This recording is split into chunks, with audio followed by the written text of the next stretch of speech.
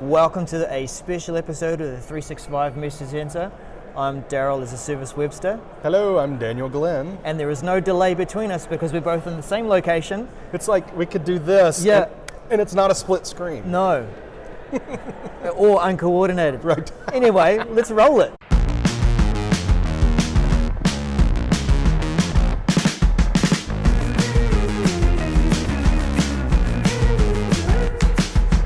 How about that? Yep. We're in Bellevue. We are in Bellevue, Washington, USA. Yep, and we're at the MVP Summit. We actually managed to do this last year, didn't we? We did. We might have even used the same chairs. Maybe. I think I broke mine Yes, last year. You've got the broken chair this year. Yes, this chair is broken. This is Daryl's. Maybe we should have switched and given him the... No, this is called equality. You've got to do a timeshare of the broken chair. Okay, got it.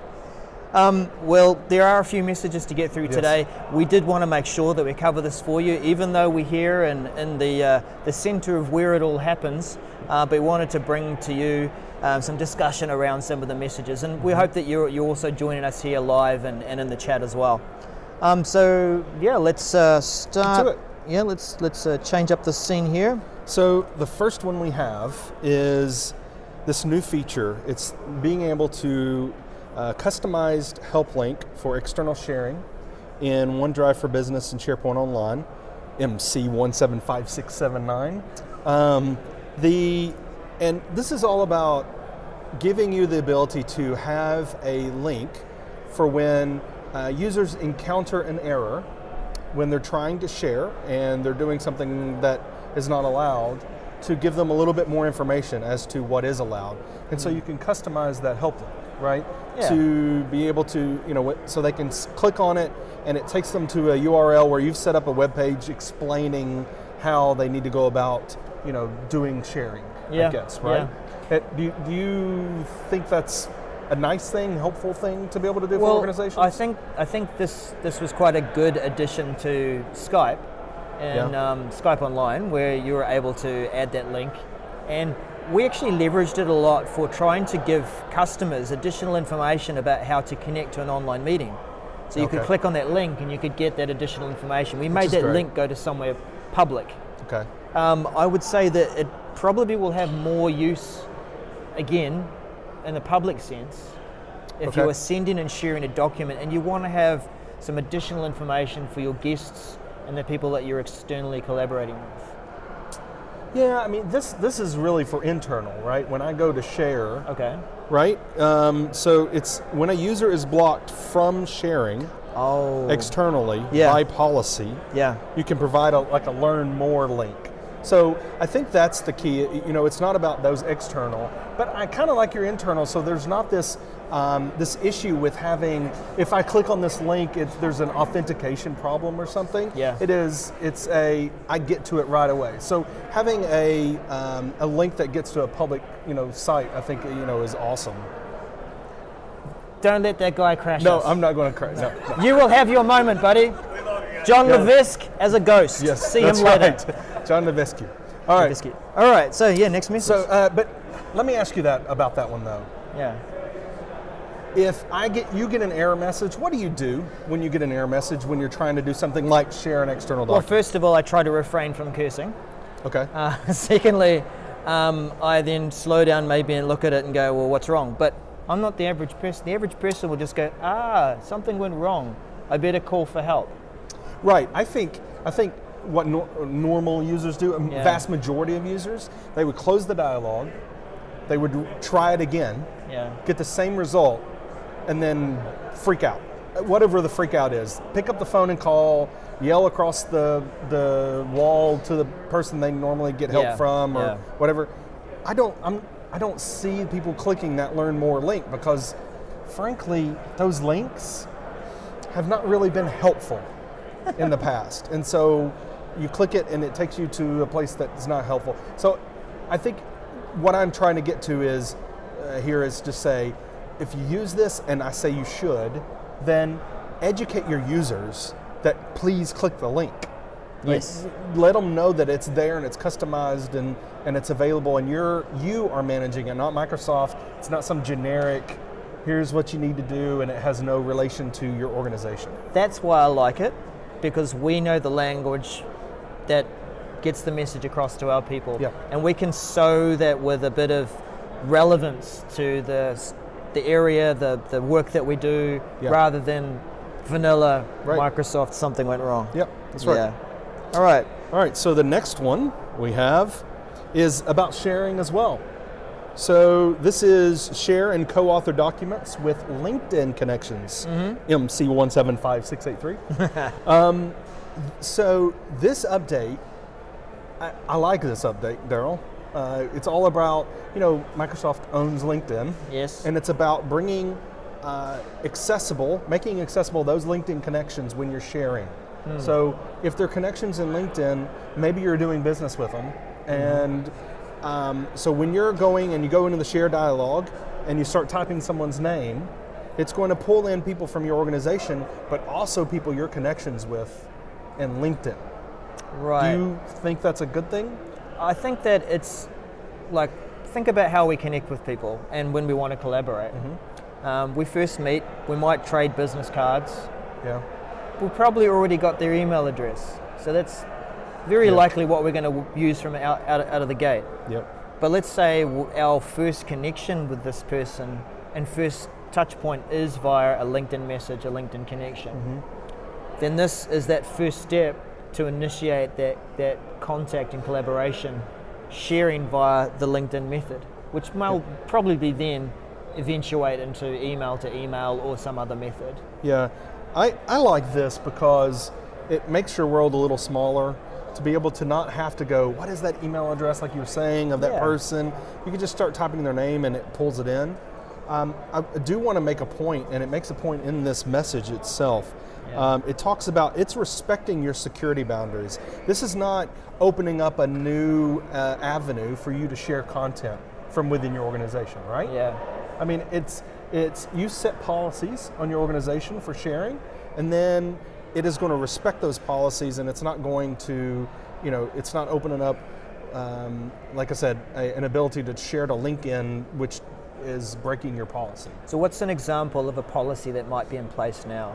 Well, you may have external sharing turned off. Completely. Yeah. Completely. I know organizations, I have clients that do. They have it turned off completely. Now, some will say no, they don't, because they still have email.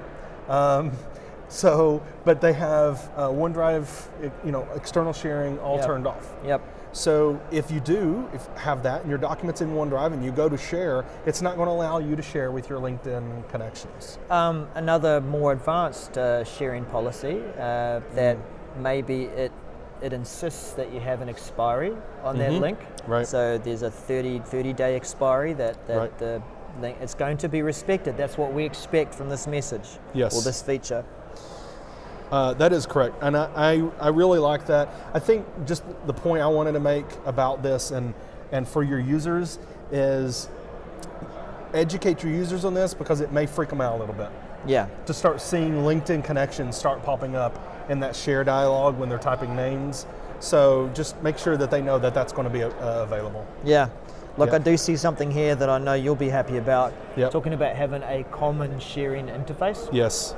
And wherever there's some consistency and common sharing, yes, then it definitely works. Yep. So for this next one, are you done with this one? Yeah, definitely. Okay. Yeah, let's flick on over to that. Okay. So this next one, rich text formatting. I got this. In Yammer. I got MC175765. Oh yeah, definitely. Look, I know it feels like it's whatever. But for those organizations that are using Yammer, they've been putting up with plain text, replies, posts. The only way you could get any kind of formatting was if you're making an announcement. You could get some bullet points and maybe a link. Right. Okay, now that's okay for someone who's making an announcement. This, I know, it should have been in the product long ago. Glad to see it in there now. It's not yet extending to the mobile experience. It's just in the web at the moment. See, and that's why is the mobile experience on the web different? Aren't they? I would assume, and this is a bad assumption, obviously, but those two are pretty much the same. Maybe if it was a progressive web app. Maybe. But we know, like, let's say actually I don't know, is Teams running off exactly the same code, and that's how I can do Daryl? a rich text? I think we know the right people to ask in person this week. Yeah, we'll find out. Yes. Find out. So this is good. Great to have that ability to do bold, italics. Oh my gosh, I can't believe I'm saying this. It's 2019. We're talking about... I'm so excited to have italics. So excited we can actually put italics. No, but here, put this in context too. They had animated GIFs before rich text formatting. And we know our friend Lorian and the Lorian switch. I'm sure he's going to be excited about I'm sure he's going to full text, rich text. Wonderfully excited. Moving on. This is shareable links in Word and Outlook. It's all about sharing Windows, today. It is. For Windows and mobile, MC175805. This one, I think this one's interesting because this is not about we talked about it, the sharing dialogue changing. We talked about being able to share with LinkedIn. This one is about the user taking a link from a document, that's in OneDrive, for instance, and pasting that in an email. And the Outlook being smart enough to go, okay, you're sharing a link. I'm going to create a shareable link for you for that document. Or you're pasting it in Word. Mm-hmm. And, you're pasting this link into a document. That probably means you're going to share this document with other people. So I'm going to create a shareable link to that thing that you just linked to. That's good. Do you think it's good? You think it's improving, complicating? What do you think? Follow the behavior through. A lot of people will grab a link to something and just drop it in a document and not think about the repercussions of when something changes. Are we going to still be able to get through to that other link or linked resource? Right. And so often, it's like the mentality we had to have when we were doing old websites. Broken link. Got to go back and change. It's all relative. La da da da. Yeah. Look, the shareable links. If you shift a document, this is still true, isn't it? That it doesn't necessarily break the link. Right. Depends on the link, though, doesn't it? It does. The one that will break is when you're sharing it and you say, I want to share it with someone that has existing access already. Yeah. It actually has the full path. Yeah. And if the path changes, too bad. Right. But for everything else, it's sort of more relative, isn't it? Yes. And I'm right there with you. I think this is great for not just now, but in the future when that document is opened, being able to have that shareable link rather than having a direct link and I not have permissions, so it's creating that. The shareable link is going to respect your organization's policies, so the settings. So a lot of sharing and a lot of respect this week. Yes, we are. They are. Yeah. Anyway, the one thing it does not support is sharing the direct with specific people. So if you're pasting in an Outlook, and this is the part I don't like about this, because if I'm putting in an Outlook and I have people in the to and the CC, it'd be great if it just shared with those people. Now I get it; it's complicated because. What if I add extra people in the to after I've already pasted the link? It would have to somehow update the link in the email. Yeah, but and it all depends on how you.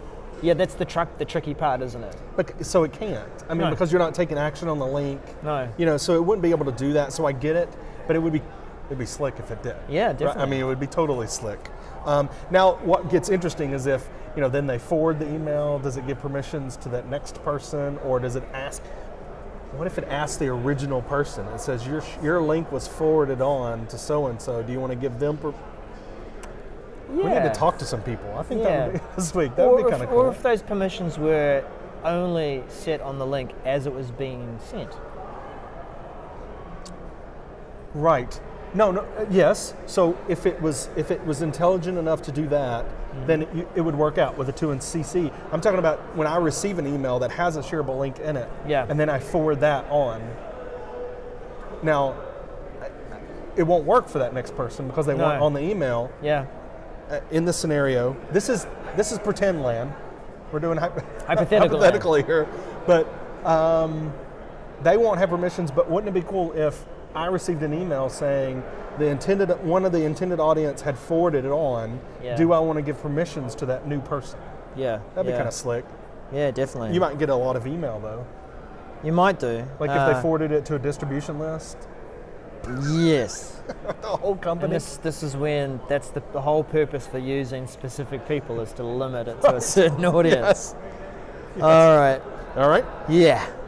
So, this one I think you'll be excited about. Well, yeah, I can talk authoritatively about this because today we are seeing the admin center from Daniel's perspective. Classic mode. In a number of weeks that you've been watching the show and you've been seeing my desktop, and it's in the modern preview. Yep. And so this is the updated, the Microsoft 365 Admin Center, the new version, the modern version. That's it. And this is MC175807. And basically, they're turning it off preview, right? It's going from preview to live. Yeah, generally available. This is going to be happening. When is it? Was? Do we have the timeline? I don't think we have the timeline. What should I do to prepare? I'm not seeing any time. No, I thought we did have a timeline. Oh, hang on. Begin rolling out with enhanced features and functionality in April. So begins rolling out in April. Very specific timeline. So in will be complete by September. I don't know. As we know, Office 365 features roll out when they roll out, and we can't really predict exactly when we're going to get it. But in April, we're going to start getting this. Now, this is for admins, right? So this is not end users. This is not, so you're not having to educate your users about this, but only those users that use the admin center. Yeah. Right? Yeah. You like it? Look, I do. Only because I've been getting used to it, using it a lot. Yeah. One thing that you will find as you're trying to get used to the layout is that it allows you to pin some of your favorite admin features to the left. And if you want to see everything, and you are used to seeing everything, then you have to click another link to do that. Yeah. I think this allows you to customize it to focus potentially on the role that you fulfill for administration. I think that's which is also, it is still limited though. Like if you were a SharePoint admin, or you're a Teams admin, or a something else admin, you're already scoped to only be able to be an admin of a certain area of the 365 platform. Right. But for those of you who fulfill those additional roles, you can just pin what's important to you. Right. Yep. Wonderful. Next, we have the Microsoft Teams for first-line workers, the Graph API for shifts. We just got shifts. Yeah. Right? New functionality, and now we're getting Graph API access to it. So this is MC175839. Oh, you love saying those numbers. I do. Yep. This is really just that developer access to the functionality we got through for first-line workers, right? Yeah. Well, look, it's Shifts is good. It's a good start. It's a basic program, but you see there's a lot of organizations that already have something quite well established for managing their shifts and their people. Right. So this is a good start for those who haven't. But the Graph API, I expect, is going to open up the possibility to hook into other existing systems, whether it be some HR scheduling program. You can bring that information in and get all the integration in with Teams. But this is definitely developer. This is development. I don't know how to use it. but it's just highlighting the fact that this is not something end users are going to see. No. But they may see the effects that a developer would then take this and do something with it, right? Correct. Yeah, like if they can bring in other information from other systems, then perfect. I'm glad Microsoft has told us there's nothing you need to do for this change. Absolutely I know there's nothing. There's nothing I can do. I'm not a developer. Fair enough. I'll buy that. Yep. Okay. So the next one is all about Whiteboard. This is updates to Microsoft Whiteboard, MC175885. So this one is really talking about updates to the service, right? Well, that's the thing. I don't see a lot of updates in here. I mean, we know that it's been made available. I think this is more of a change around trying to make it more visible in the licensing. Okay. So that organizations will turn this on and make use of it. But it says several changes to Whiteboard will be rolled out. Okay, first one, for all orgs with Whiteboard, Whiteboard will appear as an available product in Office 365. And the service principal will be added to appropriate tenants. Okay. So, yeah, I'm not sure what that means. Just that, I mean, look, I see it in my app launcher because it's turned on for me. But so for the third one there, if you manage Surface Hubs, the legacy application will be upgraded. So there is an upgrade for that if you've got Surface Hubs and have the 2016 application. Yeah, no, that's good. You don't need to do anything anyway to prepare for this change. No.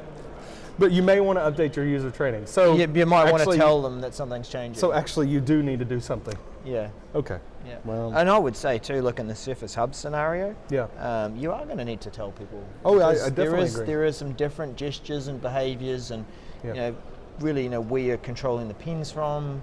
Yeah. You want to tell people about this because if your organization has spent the money investing in putting Surface Hubs through, then it's going to be a different experience. I agree, definitely. Okay, next message. Yeah. And this is actually our last message for this week. This is updates. We've been talking about My Analytics for several weeks now. Yeah. Last week we talked about this new insights for Insights by My Analytics. Mm-hmm. They're giving us an updated timeline and additional control. This is MC175912. Mm-hmm. So it was previously announced last week that in the message center that this Insights by My Analytics, right? And we talked about this is a good thing.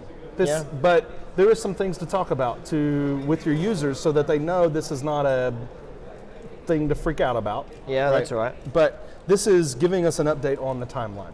Yeah, right. That's the main purpose I see for this message. They've had to change up a few things in the way they're delivering it. Yep. They're also calling out that they will deliver the Insights visibility in Outlook at a slightly later date there too. So they're definitely showing that there's the service and then there's the add-in in Outlook that will appear later. Yeah. So what the update is? April 15th for the service. Yes. Right. And then when is it in Outlook? And the add-in functionality will begin rolling out May 15th. Ah, right, yes, May 15th. Okay. A month later. We're seeing that as a general pattern, even if they're not really calling out all the detail, that they will trickle it out and say it's beginning to be rolled out at the beginning of the month, and then by the end of the month they roll that feature out completely. Well, we've seen that with many things. We're going to be doing this around about this time, but it's very interesting that they've called that out, a specific date on there, because we don't see a lot of it. I like it. I like having a specific date so that when you can plan for when you're having those brown bag lunches or those town halls or however you communicate that newsletter, however you're communicating to your user groups within your organization about changes. I like this because now you can say, well, we need to do it before the Outlook add-in specifically. But even before April 15th, I would say, try to get everything lined up so you could be communicating to users. This does say you don't need to do anything to prepare for this change. Now, I think we've talked about previously, you do need to prepare for this, right? Because,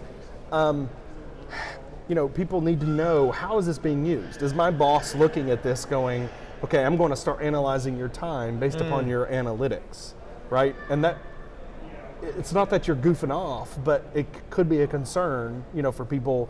Is Big Brother watching? So again, that's not what this is. This is bringing insights to you about you and how you're working, right?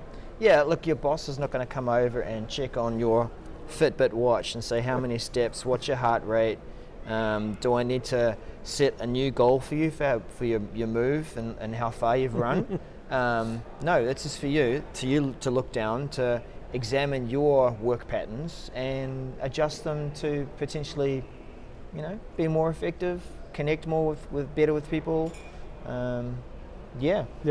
So really important, and it's highlighted here in the bottom section, is that it is not enabled for users until they actually click it to enable it. So even though the add-in's there, until they actually enable it and click on it, it's not available. And we've talked about this before, it's not immediate, right? It has to start collecting data. Correct. Right, so a week or more, right? I mean, it could be. So is this an opt-in update, you would say? If you've got to click in it, it's not going to start collecting data into I don't think you can call it opt-in because it's not I don't think it's going to be a warning. You just opted in, or it's not going to say opt-in. Technically, yes. Right, you have to click a button to enable it. But I think for users, you're going to see a button that's new. You're going to click it, and voila, you just enabled it. And you'll get a regular email summarizing things. Yep. Yeah. So look, with any of these kind of tools where they're measuring your productivity, giving you suggestions, giving you some insights into how you work, they're only going to be any good if you spend a bit of time checking it occasionally and making some adjustments to your behavior. Otherwise, it's just noise. So we do suggest checking it out at least and just giving it a go, letting it collect that data for a little while, and making some decisions and choices around how you need to change the way you work. Yeah, totally agree. And I think that's our last update for today, for this week. Again, we're at MVP Summit. Love being together, love doing these episodes together. We're going to be finding out lots of cool stuff this week, but also connecting with people, connecting with Microsoft people, but also connecting with other MVPs and RDs from around the world to really talk about some of this stuff, right? Talk about how we're using the tools, Microsoft 365 tools, to get the job done, get work done, build solutions. What's your favorite part about these sessions? I know that we get told certain things that are coming and we get to have some kind of input, but what's your favorite part about the sessions? I think when we give feedback and it's actually used. Okay. Because a lot of us are in a position where we're talking with customers, different customers, all the time, right? We're engaging with different verticals, meaning, whether it's healthcare or financial or whatever. We're also dealing with different horizontals. We're doing collaboration. We're doing other technical type of development. We're doing, Power BI. I mean, we're doing all those kind of things. Yeah. And we hear different. And so coming here to give that information back, and they actually listen. That's my favorite part, when it's, here's what we're thinking, here's where we want to go, what do you think about this? I don't think that's going to fly because this, and this. Or if you tweaked it a little bit with the message or with this functionality, listening, and actually gaining that. And this is a great program for that. Yeah. What about you? What is your favorite part of this? Look, as part of getting to that point, you feel listened to, which is good, but I actually enjoy hearing the other experiences and stories that MVPs are having in whatever walks of life. They could be involved in multi-thousand user projects, or they could be in a smaller business and just sharing some of what they know and they've discovered. It's the stories for me that help me to understand and take back to what I do in user adoption. That I can shape and maybe learn from mistakes, the good things, the bad things, the various feedback they've got from their own people. Because we all learn differently. I agree with that, and we are human. We make mistakes, and to be able to share those with others, and learn from each other, fantastic. I love it. Love it. Well, that's us. We'll end the episode there. Thanks for joining us live if you've been in the chat, and we will go back to we're still at our regular episode time for another week or two. So we changed the time. Yes, for me. For you, you're the regular. Your same time. In a few weeks, we'll be switching over because New Zealand. Australia and various other will do daylight savings times, but because they're in the southern hemisphere, they go opposite. We spring forward, meaning we lose an hour. You go back and gain an hour, so the divide goes longer. So We're going to stay where we are, but then in a few weeks we're going to. It'll change for New Zealand. It'll change for New Zealand, but so we're still at the time next week. Yeah. So thanks for joining everybody. We've managed to find that middle ground. Yeah. Just keep an eye out for the live event when it gets scheduled. Yeah. Hit the subscribe button, of course, so that you know when these new events get put out. Right down there. Then there's that crazy little bell icon that they introduced a few years ago, where you've got to hit that if you want to know exactly when those live events hit up, and you'll get that reminder to say when we're about to go live. Yep. Yeah. Thanks for joining, everybody. We appreciate that. Definitely. And we'll catch you next week. Bye for now. I can't find the outro. We're waiting. We're we just hit stop.